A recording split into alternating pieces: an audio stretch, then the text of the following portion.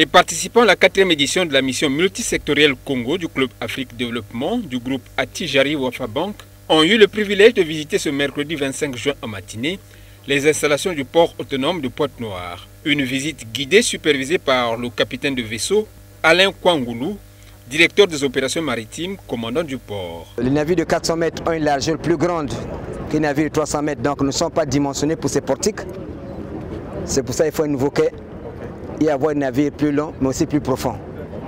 Voilà, là-bas on est sur les 16 mètres et là on aura sur 17-18 mètres. Et avec l'achèvement de ce terminal, on passera à 2 millions de conteneurs. Des visiteurs, impressionnés par le niveau de modernisation de cette plateforme portuaire, ont apprécié cette visite. Nous constatons nous tous que le port de Pointe-Noire est le premier port de l'Afrique centrale. Ça n'a rien à faire. Et puis son extension va à une vitesse fulgurante.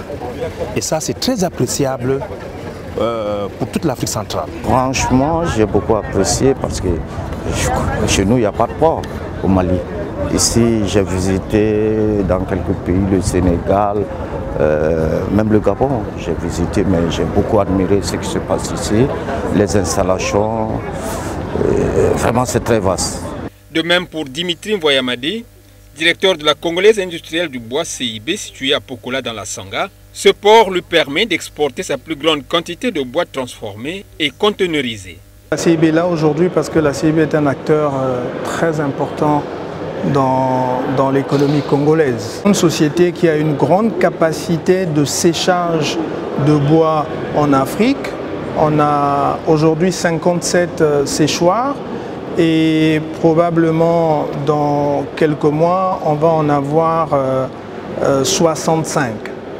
Donc c'est une grande capacité, on parle de près de 65 000 m3 de bois conteneurisé, donc empoté dans des conteneurs et qui passe principalement par le port autonome de Pointe-Noire.